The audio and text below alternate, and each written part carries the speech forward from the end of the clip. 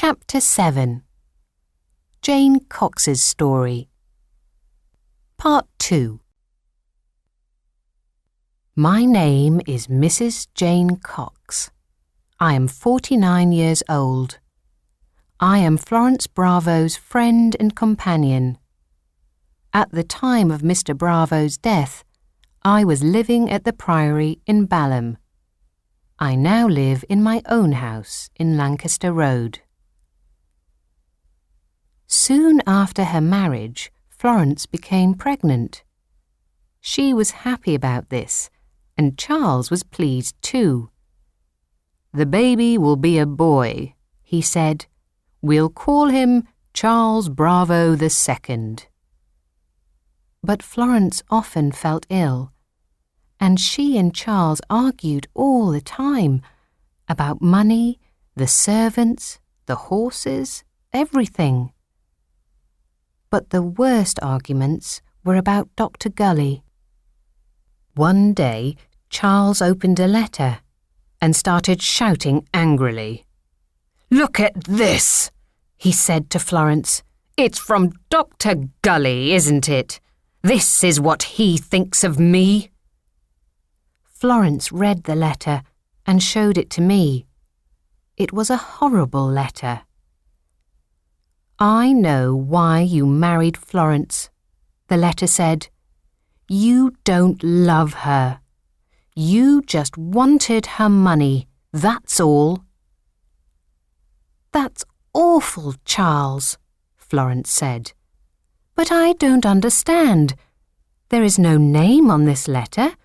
Who wrote it?" "You know very well who wrote it," Charles shouted. "Dr. Gully, of course. That's his handwriting, I'm sure it is. You've been talking to him about me, haven't you? You're still in love with him, aren't you?" "No, Charles, I'm not," Florence said. "I haven't spoken to Dr. Gully once since we were married. Anyway, look at this letter. This is terrible handwriting. Dr. Gully writes much better than this." Charles Bravo smiled. A cold, angry smile. "Really? Well, let's see. He's written lots of letters to you, hasn't he, Florence? And you've kept them because you're in love with him. Go and find them, Florence. Bring them here. Then we'll see if this handwriting is the same." Florence's face went quite red. "I haven't got them, Charles," she said. "I sent them all back to him before we got married. And he gave me back all my letters too, the ones I wrote to him." "Oh, really? Well, where are those letters? Bring them here. Let me see them." "I can't." Florence started to cry. "I can't show you anyway, because I burnt them all on the fire. And I think Dr. Gully burnt all my letters too. You see, I don't love him any more, Charles. That's over. It's finished. I'm never going to see Dr. Gully again." She stopped crying and put her hand on his arm. "That's what you should do with this letter too. It's a horrible letter, Charles. Just burn it, forget all about it.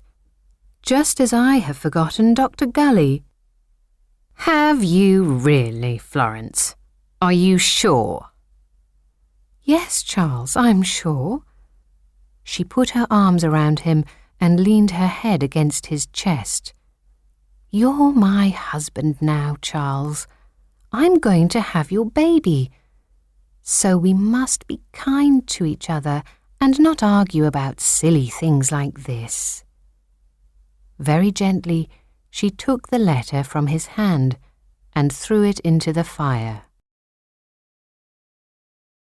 Florence didn't meet Dr. Gully, but I did. I met him on the train one day, on the 25th of March, on the way to London. I told him about my mother in Jamaica and asked him for some medicine for her. A few days later, he wrote to me at the Priory.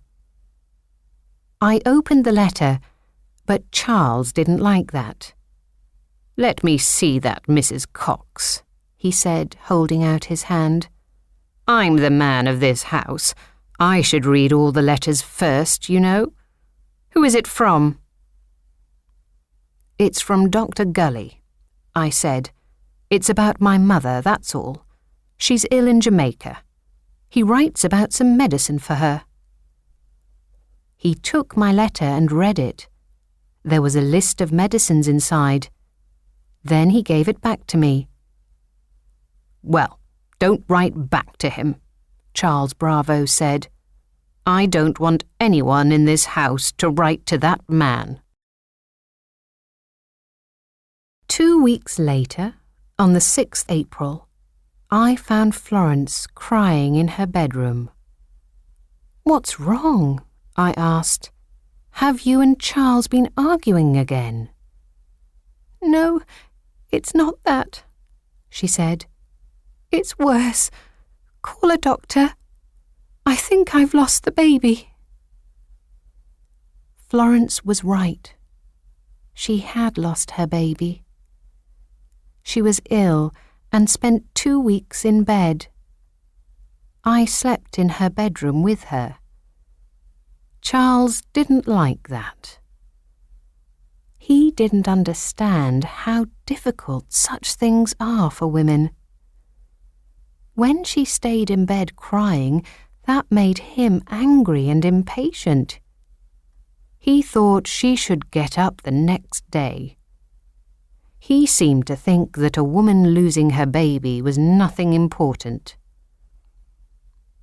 But I was worried, and so I was pleased when I met Dr. Gully again on the train. I told him about Florence's illness, and he promised to send some medicine for her. But he didn't want to make Charles angry, so he didn't send it to the Priory. He left it at my house in Lancaster Road, and I took it to Florence from there. A few days later, Charles called me into his study.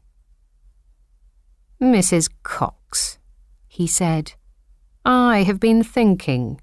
There are too many people in this house." "Too many people?" I said.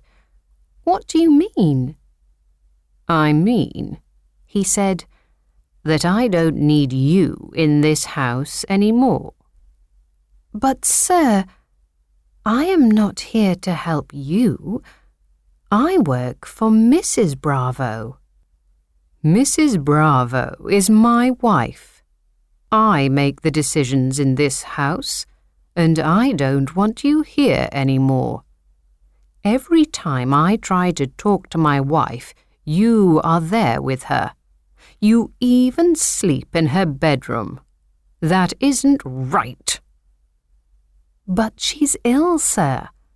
She's just lost her baby. She needs me. She wants me there."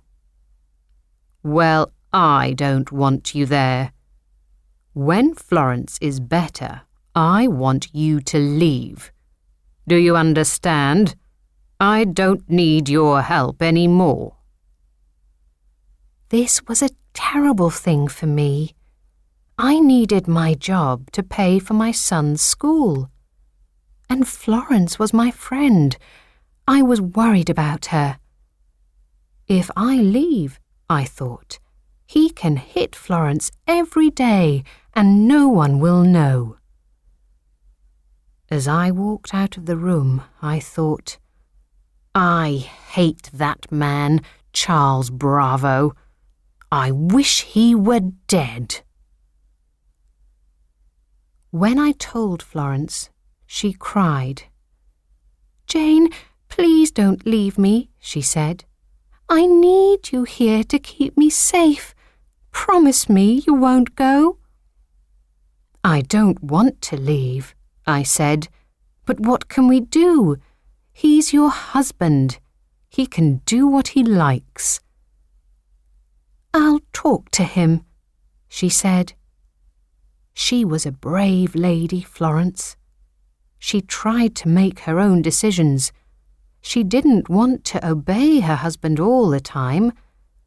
But Charles was a dangerous, violent man. "What if he hits you again?" I asked. "He may hurt you badly." I wanted to save her, but I didn't know how. She sat up in bed. "I won't let him, Jane," she said. "You and we must work together. We must stop that man before he destroys both of our lives. This is my house, not his. He must listen to me and learn to do what I want." "But he doesn't listen to women," I said. "He thinks we're like children or servants. How can you change that?" "I'll find a way, Jane," she said quietly. "Don't worry. I'll find a way."